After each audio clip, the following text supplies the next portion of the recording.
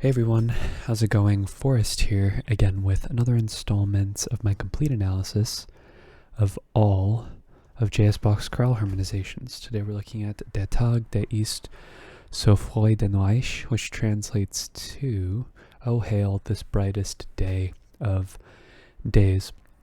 Fairly straightforward chorale, not too much to write home about in this one. It looks dense, it's a longer chorale. Real estate wise, we have a repeat and a relatively extensive B section, but all in all the harmony more or less functions the way that we would expect. A couple of unique quirks here and there, but nothing to really spend a ton of time talking about. We're just going to hop right into the analysis. So one sharp in the key signature, we start on G major, we end on G major. I'm going to go ahead and guess that we're in the key of G major here. Our first cadence is a perfect authentic cadence in the key of G major. We have a passing tone in the bass here. This opening chord progression is one we've seen in the past, but it's relatively uncommon. It's a third space progression starting from 1 and working our way down.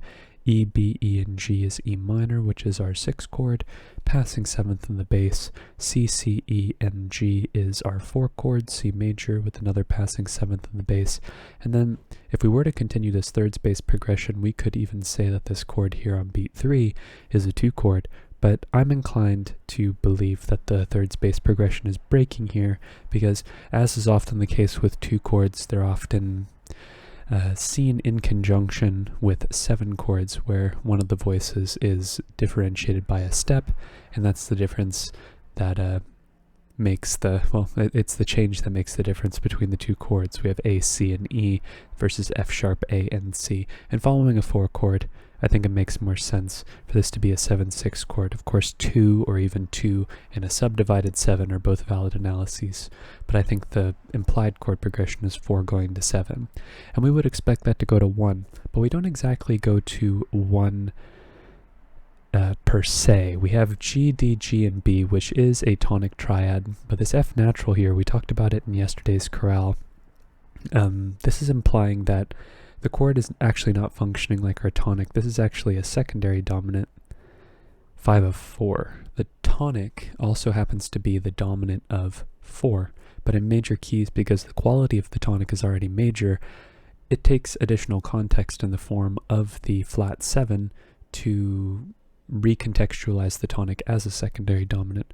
So 1 is valid, but if you've listened to the chorale, you hear this flat 7 very explicitly. It kind of hits you out of nowhere, like, oh, it's almost like we're in G mixolydian for a second, and that's because the F natural would be implying that, but we would just expect this 5 of 4 chord to resolve to 4, which it does. It just serves as sort of like a pivot to reintroduce the idea of another cadential progression, because 4, 7, 1, that might even spell the end of the phrase, but here we are using the tonic as a turnaround to move back towards the tonic again.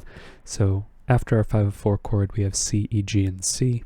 C major, our 4 chord. It resolves where we would expect, passing 7th in the melody, D, A, G, and A. This G is a 4-3 suspension over the bass, but we are seeing a 5 chord here, D major, D, A, F sharp, and A. This D is a chord tone. This C is very brief, passing 7th, and then we cadence on G major, G, B, D, and G, which is our tonic triad and root position. Our second phrase also ends in a perfect authentic cadence in the key of G. Kind of an interesting progression here. Actually, maybe the hallmark of the chorale, in my opinion. It's kind of a small thing, I think, from more of an objective or maybe like a superficial standpoint. There are other parts of this chorale that might stand out a bit more, but for someone who's looked at the chorales a lot, it makes sense that there's an interesting point here, progression-wise. So I think we stay in the key of G major, even though we sort of focus on chords that are non-G major focused in this measure right here that comprises the majority of the phrase. There really isn't any tonicization of chords going on here to imply that we've modulated away, but we do focus on chords that are non-tonic in the key of G major. Moving into our next phrase, we cadence in the key of G major again. And we spend the majority of our time focusing on chords that are diatonic to G major without really referencing G major as a chord, but I don't think we ever leave the key because we don't really see any secondary leading tones or implied tonicization. we just spend some time progressing between chords that aren't our tonic, and it sounds almost as if we're in like a mode here, but all in all, really not too much to comment on other than that. Sorry, I erased the tonic there. D, D, F sharp, and A is our 5 chord, D major, A, C, E, and A is our 2 chord, A minor. Transitive progression here, we would expect 2 to go to 5, but here we see 5 going to 2. Passing tone in the bass, a little preparation of a suspension here in the tenor and a neighbor tone in the alto before we get C, B, E, and E. Chances are this B is a 7/6 suspension over the bass, and we have an inversion of that A minor chord happening on beat 3. And that takes us back towards 5, D, A, E, and F sharp. Bach really loves making this 9/8 suspension over a D chord. Most of the D chords we've seen recently do this are D minor chords, but as you can see, specifically in the alto, he does that 9/8 suspension over the bass. But this E's, like I mentioned, a 9/8 suspension. This B, adding a little bit of counterpoint, almost introducing the idea of a 3 chord at the same time, but I think that actually what's happening here is a 5 chord. It makes most sense after a 2 chord anyways. The C is a little passing 7th as well. You might even make the argument that this is a 5/7 chord, but immediately after our 5 chord we get E minor, E, G, B, and G, a deceptive progression as we prepare for our perfect authentic cadence. Relatively uncommon for us to see 6 as a predominant chord, especially at the end of a section in our perfect authentic cadence, but there's really nothing explicitly saying that that isn't something that could happen. We do see 6 going to 5, going to 1 with some frequency. Just the fact that it's happening at the end of a phrase, or the fact that it's happening at the, not so much at the end of the phrase, but at the end of a section, feels a little bit more substantial than the average perfect authentic cadence. This G is a chord tone, D, G, D, and A. This G again is another 4/3 suspension over the bass, but we're implying a 5 chord here, D major, and G major is what we cadence on. G, B, D, and G. Tonic triad, root position. Moving ahead, we see our first modulation in the chorale so far. We're going to stay the majority of the time in G major, but as you can see, we end our phrase with this C sharp here, which really does make this phrase feel like we end in the key of D major. So somewhere near the end of this phrase, we're looking to modulate to D. We start off with G major, G, B, D, and G, no need to reanalyze. F sharp, A, D, and D is D major over F sharp, that's 5/6. This C is a chordal 7th, but a non-chord tone in this context, and then we go right back to G major, G, B, G, and D, which is our tonic triad. Passing 7th in the bass, passing tone in the tenor and the alto as well, which gives us F sharp, A, and D, which is D major over F sharp. That's a subdivided 5 chord in first inversion, and that takes us to E minor, E, G, B, and E, which is our 6 chord, another deceptive progression. This C is a neighbor tone, and then we get F sharp, D, B, and D, which is interesting. I think there are a couple of different ways you could interpret this chord. I chose to interpret this chord as a 3 chord, more specifically a 3/6, but I think there's an argument to be made that this also could be a tonic, or sorry, 5/7 as well. If you look at these chords in the upper 2 voices as or these tones in the upper 2 voices as non-chord tones, but I look at these as passing tones. And it's actually quite possible to say that this is a 3 going to 5, going to 1 progression. Actually, I'm going to walk that back and say that is the case. 3 going to 5, going to 1. It's a relatively uncommon progression, but we see 2 voices moving.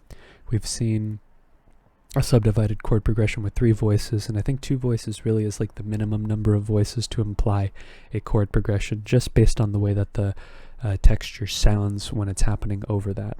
But the voice, when it is occurring with voices that don't include the bass, it's sometimes hard to hear like an explicit progression happening.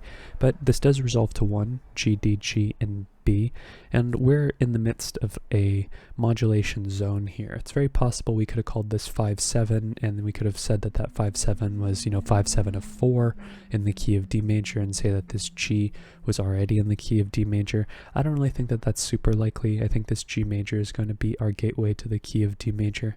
It's also our 4 chord, and it'll somewhat mirror the structure of the chord progression that we had in our first phrase. However, instead of using a 5 chord, we have E, E, G, and C sharp, which is a 7 chord in first inversion, C sharp diminished, and then we cadence on our tonic D major, D, F sharp, A, and D. Looking ahead, we're going to pivot right back to the key of G major. It's almost as if this little D major modulation here is sort of like a glorified half cadence, where instead of cadencing on the dominant, we're cadencing in the key of the dominant, and we go really one step beyond tonicizing, right? Because the only real indication we have that we're in the key of D major is this leading tone here, this C sharp, this chromatic tone in the grand scheme of our G major chorale. The next phrase ends with a perfect authentic cadence in the key of G major, and just like how I mentioned this is sort of like a glorified half cadence, I believe that this D major chord really is functioning like our 5 in the key of G major as well.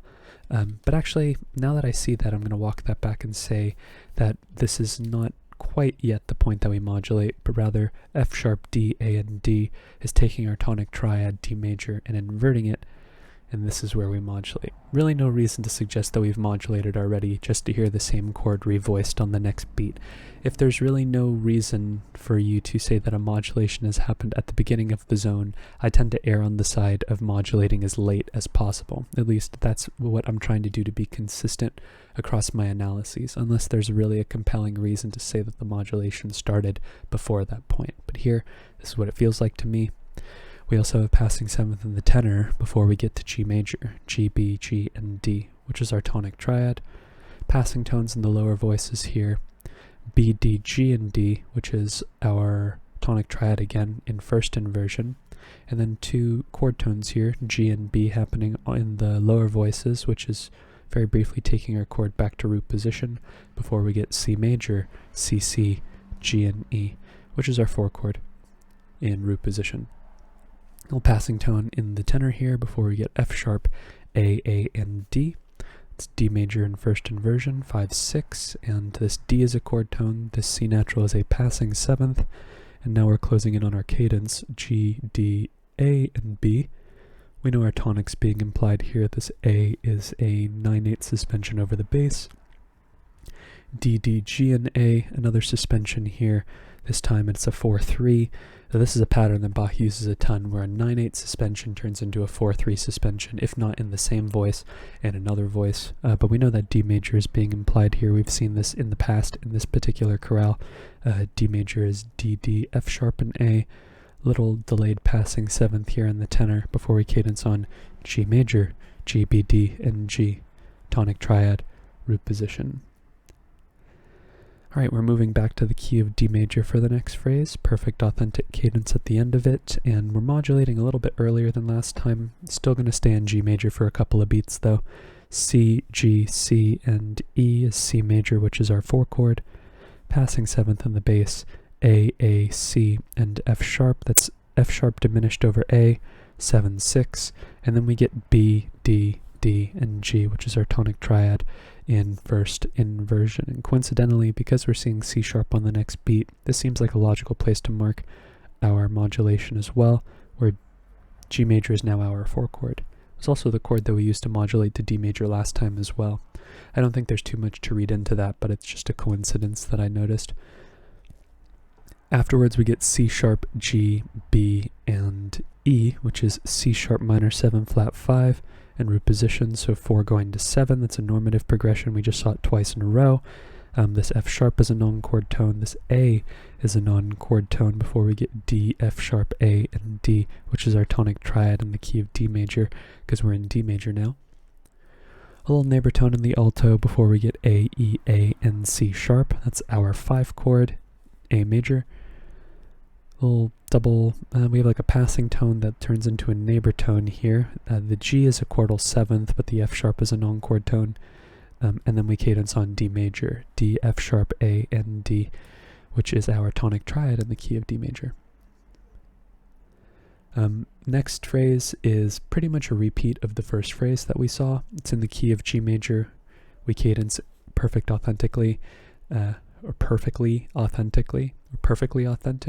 I don't know how many lees we need to add to that statement to describe how we're cadencing here. It's a perfect authentic cadence. We start in a similar fashion, however, instead of starting on a G major chord, we start on E minor. And we have another modulation zone here. We could say that D major is our pivot back to the key of G major, but when I hear E minor after D major, especially after having just cadenced in D major, I'm not super inclined to say that we've modulated yet. But once we see the C natural and the alto, I think that that's the point, or the C natural, sorry, in the tenor and the C natural in the bass, I think that that's the point in which we've modulated. So I'm going to call this E minor chord here 2 in the key of D major, E, B, E, and G. It's also 6 in the key of G major. Passing 7th in the bass, C, C, E, and G. We're going to see this this thirds based progression like we saw in the beginning. It's a 4-chord C major, passing 7th in the bass, A, C, E, and A. Again, could analyze this as 2, but I think this E is an accented non-chord tone, and this is actually 7, F sharp diminished over A, F sharp, A, and C. And that takes us to G major, G, D, G, and B. But remember, this F natural here is implying that this isn't exactly G major, but rather kind of like a G7, which would be implying dominance over C, or at least that's sort of where the F natural wants to resolve. And what actually also further complicates the idea of the tonic functioning as a secondary dominant is the fact that 1 already wants to go to 4 because of the cycle of falling fifths. So the 1 already has this fifths relationship with 4, so that 7th is really necessary to differentiate 1, a progression that consists of 1 going to 4 from 5 of 4 going to 4. So it's cool that Bach gives us that little hint there to really, I guess, extrapolate the context from the texture, from the chord progression. But after 5 of 4, we get C major, C, E, G, and C. That's our 4 chord. We're seeing basically the exact same progression. It's almost identical. For some reason there's a tie here and there's no tie here. Really, as far as ties are concerned with suspensions, some versions have them, some versions don't. I'm not entirely sure if there's a consistency across it or if it's like a performance practice thing where some people think there should be ties, some people think there shouldn't be ties. All in all, if it looks like a suspension, it is most likely a suspension. But after our 4 chord, we have this passing tone in, or more specifically a passing 7th in the melody before we get D, A, G, and A. We know that's another 4-3 suspension over the bass. So F sharp is our chord tone. C is a very brief passing 7th before we cadence on G major, G, B, D, and G, which is our tonic triad in root position. Alright, penultimate phrase, we're moving back to the key of D major, and we pretty much spend the entire time in the key of D major. We start off with the D major chord, D, F sharp, D, and A. That's our 5 chord, passing tones in the bass. We saw something similar in the second phrase of the B section, where we see the chord and the next beat is just the chord inverted after we get these passing tones in the bass, and the tenor, F sharp, A, D, and A, which is just taking D major and inverting it. And I believe this is our gateway to the key of D major. 5 turns into 1 because we get C sharps immediately afterwards. Passing tone in the bass, A, C sharp, and E. That's our 5 chord, A major. Passing 7th in the bass, F sharp, A, D, and F sharp, which is 1-6. We've actually seen this progression here, if I'm not mistaken. I might be crazy, but I feel like we've seen this progression before. 5-6-1-5-6, or no, we're seeing 1-6-5-1-6, kind of similar to the progression that we saw here at the beginning of the B section. But yeah, somewhat similar. After 1-6, we go to E, B, D, and G. Kind of an interesting chord here. We see a root position 2-7 chord, E minor 7, passing tone in the melody, and then we go to 5 in root position, A, E, C sharp, and E. Not the most common cadential configuration of chords. Typically we see 2 in an inverted fashion, not always, but most of the time I believe if we see a root position 2-7 chord, we go to a 5-7 chord, and the 7 is included in the tenor, but it's very brief. Typically the 7 is held in another voice and then like resolves down to 3 in the tonic, but we're not seeing that here. Well, I mean, yes, that's where it resolves by virtue of the fact that that's what tone it's closest to. It's the smoothest voice leading. But here we see just a kind of an interesting configuration. Doesn't really contribute too much to the texture, but just an observation. And then we get D major, D, F sharp, A, and D, which is our tonic. Moving into our last phrase, we're going to be transitioning back into the key of G major. Our D major chord here I do view as our 5 chord in the key of G. I think another way to analyze this is just as a direct modulation because of the F natural and really how it would function. But I think really because this F natural has a precedent as being pertinent to the key of G major in this particular chorale, I think this D is alighting with the key of G major in the next phrase. So it's one of those cadences where we cadence or we modulate on the cadential chord. Final cadential chord, that is. And then we get somewhat of a tonic, right? But we have F natural just right there on the pickup on the harmonic rhythm. So B, G, D, and F. That's 5, 6, 5, 4. So kind of like a tonic, but not exactly. And then we get C major, C, G, C, and E, which is exactly where we would expect it to go. And then we get another C major chord, C, E, G, and C with this delayed passing 7th in the bass, A,